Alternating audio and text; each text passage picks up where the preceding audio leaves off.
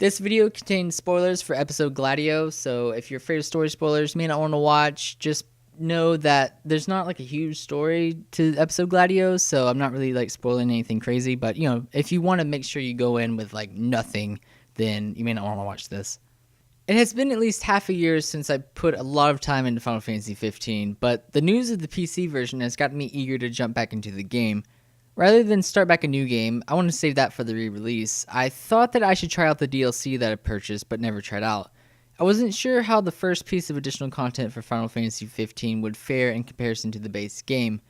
To my surprise, however, episode Gladiolus was a pleasant experience, albeit short and simple. The DLC has you take the role of Gladio as he goes off to team up with Core and set out on a set of trials. The gameplay has you fight through groups of enemies before reaching certain mini-bosses. Upon beating these bosses, you gain powers that will allow you to fight the final Swordmaster boss. It is a simple concept with an interesting premise, but the main thing holding it back is that even on normal difficulty, the gameplay is very easy. You tend to not take too much damage, but you also deal a large amount of damage to all enemies. It makes each encounter feel like a consequence-less fight.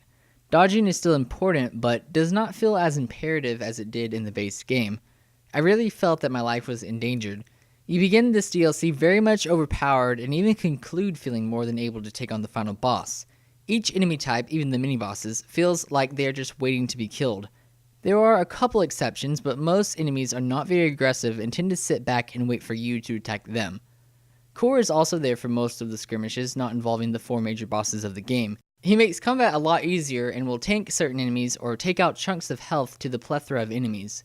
He is kind of like your guardian angel in most encounters and contributes to the feeling of being overpowered.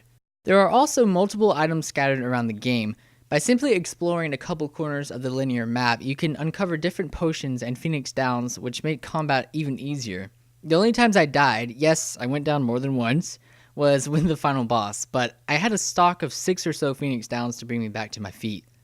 Although the battles aren't challenging, it is still a pleasant experience. I was reminded of Uncharted: The Lost Legacy as I played the game. It was just a fun experience of fighting foes, then fighting a boss, then stopping to listen to the backstory of the characters. I had a similar experience with The Lost Legacy where a certain part in the game felt like a rinse and repeat cycle. But like with Uncharted, I enjoyed it. It was nice to just sit back and take in the minimal story elements and gameplay.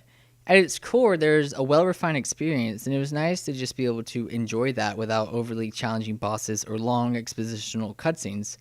It was fun to just jump back into the combat of Final Fantasy 15 and try to time the dodges just right and build up the more powerful heavy attacks.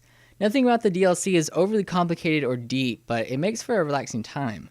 Another thing is that the DLC does not overstay its welcome. I was able to complete it in a little over an hour and in one sitting. As I have been playing a lot of longer games, it was nice to be able to have this bite-sized experience. The DLC did not overstay its welcome and was able to conclude in a way that felt fulfilling. Sure, for the price of the DLC, it would have been nice to have a longer experience, but I would much rather it be a solid, shorter experience than a slog of a longer experience. I wasn't left feeling like I needed more gameplay. I was content with what I partook on with my time in the game. There are 2 additional parts to this DLC. One is a score attack mode, which has you playing against the clock to see how fast you can complete the game. I played for a few minutes, and it seems to be spaced out between 10-minute blocks. I beat the first section in a little longer than 5 minutes. You then move on to the next part of the game and are given 10 additional minutes. There does not seem to be any items in the world, but you are given a large amount of restorative items. Another interesting aspect is that Core no longer joins you, and the story is taken out. This is a great mode if you want to just experience the action and mess around with wrecking enemies as Gladio. The second additional mode is called Final Trial. This is where the difficulty ramps up as you fight against Core the Immortal. You are only given 3 potions and a Phoenix Down. I only fought against him twice, and I lost both of those times. The second time, I had only whittled away half of his health. This definitely felt more like a Dark Souls game, as I had to memorize his attack patterns and decide when to attack and when to fall back. I'm not as keen on this mode, but it's great if you are looking for just a straight up challenge. Personally, I would have preferred a hard difficulty mode to the episode. You do not unlock one after completing the story, but it is nice to have this additional boss to face. I want to also mention that I had a weird glitch where Gladio's coat end was sticking through his torso during an important cutscene. It was really distracting, but hilariously worth it at the same time. The camera was still a bit unruly in certain areas, like it was in the main game, and there was at least one enemy who appeared to be stuck on part of the environment. And I also wanted to mention that the environment, although pretty in some vistas, feels very bland at times and similar to the caves of the base game. Overall, I felt that the first piece of DLC was a nice addition to 15. Nothing in it really blew me away, however the simplicity of it was endearing to me. I think that it could have been possible to make this a longer experience, but realistically, I doubt that there was more than this planned for the DLC. Although the experience was short, I was very satisfied with my time playing as the cup noodle eating brute. I just wish that there was a harder difficulty option. And that's it for this video. I hope you all enjoyed it. I hope it helped you out if you're thinking about playing this DLC. Like I said, I mean, I enjoyed my time with it. Just maybe not a lot of replayability unless you just want to really get, high scores and try to face core and stuff like that.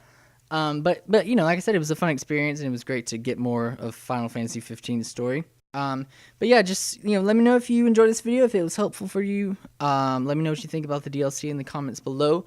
Like this video if you enjoyed it, and subscribe to my channel to be notified when I post more videos. I should be making a video on Final Fantasy 15 news for like the Windows version and I guess like the re-release is kind of what it's being called. Kind of showing what all is included with those things. So stay tuned for those things. I'd also like to maybe talk about the Prompto DLC in the future. So let me know if you want to see that. And thank you all so much for watching, and I'll see you on the next one. Okay, bye guys.